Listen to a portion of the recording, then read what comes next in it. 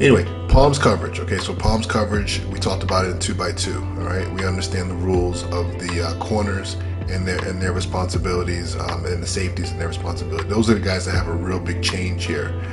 So I'm trying to find palms here in this thing. They're the ones that have a real big change in this defense. Okay, now versus 3x1, really what you're getting is a half version of palms. So we're going to play palms to the strength of the formation, to the 3 receiver side.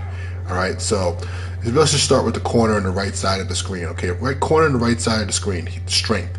He's basically playing a solo technique on number 1. All right, he has number 1 wherever he goes. So if he goes out quick, if he goes in quick, if he runs a curl, any other route that he runs, a vertical, he has him. All right, now the safety, the strong safety on the right part of the screen, he has the palms technique working with the nickel defender. Okay, and so what happens here is that the nickel defender and the safety, all right, these two are working what the corner and the safety were working in a 2x2 spread set. They are reading 3-2. Okay, so one is gone, he's not in the picture, they're reading 3-2. So same rules. If 3 was to go to the flat right now very quickly, which I'll show an example here probably pretty soon, it would just turn back into regular quarters rules for the nickel. He would just play his regular quarter flat responsibility. Now if the strong safety, if he's same thing, so he's reading 3-2. So if 3 goes out real quick, then now he can just zone off and play 2. If 2 goes vertical, he will take him. All right, we already know the safety's footwork normally is going back with some depth, but here you can see he's playing a little bit more flat-footed. But the strength of this coverage is if you get 2 verticals going, getting 2 guys going vertical. Basically what's going to end up happening is the nickel, he's going to see 3 going vertical, he's reading 3-2, 3 goes vertical. If 2 goes vertical, he stays with them. All right, if 3 goes vertical and 2 doesn't go vertical, then he becomes back to his regular quarter flat defender. Same thing with the safety, he's reading 3-2. So basically he's just reading he is reading 3-2. 3 goes vertical, he has him, that's his player no matter what. Even if 2 doesn't go vertical, he's going to stay with number 3. All right, so it's pretty easy for him. Now, other players here on the backside, the free safety here, he in this defense technically should be allowed to be free. He doesn't have any real responsibility. This is kind of the strength of this defense. Being able to play this defense, he doesn't have any rules. And I'll get into some other coverages later on, like cover 6, cover 9. Well, yeah, basically this guy should be doing something else in those defenses. So it allows, the strength of this defense is giving you an extra free player to either play a different coverage or to have an extra robber. It looks like the way the game is set, they're kind of putting him in that robber mode like he was in regular quarters, where if 3 comes vertical, he's going to go over there and try to match him. Doesn't do a good job of it. On the backside, we have the corner who's in solo. So whatever that route is by the underneath, but by his receiver, he should take him. So let me just confirm some of this stuff. I'm going to put both of the outside receivers just on shallows here. And both those outside corners should match him. All right, and that's what happens there.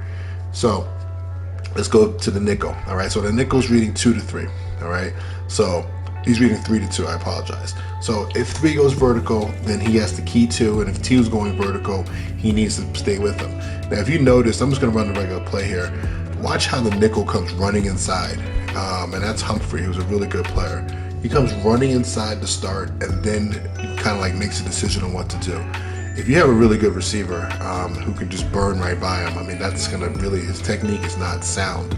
A really good defensive player can make up for it like Humphrey can, but he should play about 5 yards off, a little bit of depth, and be able to key and be able to read the pattern. So he should probably even be almost about 6 or 7 yards off, because he needs to make a decision if he needs to run deep, if he needs to become a quarter flat defender, or does he need to match him back inside. So I think that's what happened here. If you remember back in the other quarter videos that I made, really, I always say that if 3 goes, so the corner, the nickel, who's a quarter flat defender, if 3 goes away, right? So if 3 goes away from him or is aligned away by formation, you should always match number 2 if he used to run some type of inside breaking route. So this trail type of technique I just created, the hardest thing for a nickel to do in any quarter coverage is to be able to match that slant route. And in this case, he can do it. And I think that's what the makers of the game were trying to do. He can do it because he's cheating. So as soon as the ball is snapped, he's actually running inside. So just in case this was to happen, he can play it and match it with authority. And this isn't because it's Humphrey. I've done this with other DBs, and they all react the same. They all run inside.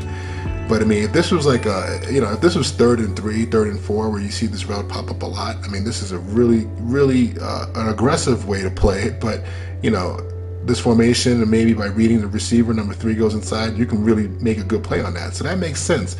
It almost seems like they should play that in regular quarters too, but they only do this in palms. So that's kind of interesting.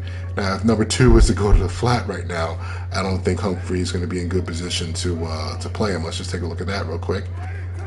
The game is the game, right? It could be Humphrey just jumped it, so he kind of on instant he knows exactly where the route is going. If he's going inside or if he's going vertical, he's going to make that little stupid technique. But I spent too much time on that technique.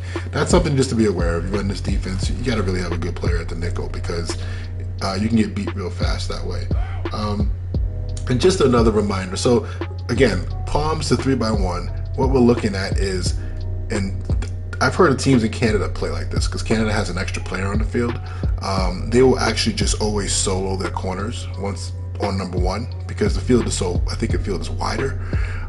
Extra player, whatever. I think it's about the extra player. Because you have an extra player in the field, we're gonna play NFL style defense with 11 on 11, starting on number 2. That's how some coordinators play it.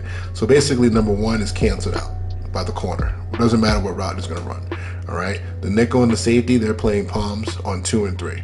So the advantage, again, if teams want to run like stick combinations, if they want to run like something where 3 goes out, a lot of times on 3rd down, teams like to run like the number 3 receiver, or like not a quick out, but like a 10-yard out to the sticks or something like that.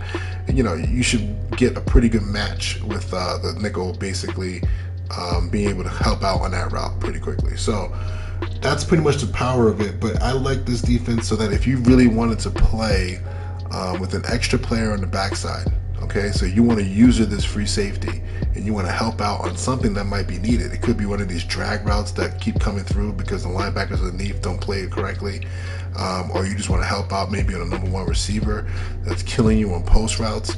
You can take this guy technically and assign him to do whatever you want. That's the power of this defense. All right, so that's pretty much it. I didn't go over the linebackers, but they're still playing the same rules as they would in quarters. All right, quarter flat. In this case, he's matching 2 because 3's away, and then you have your 3 receiver hook player who's basically reading off of 3 to 2, and he has to play in the middle of the field.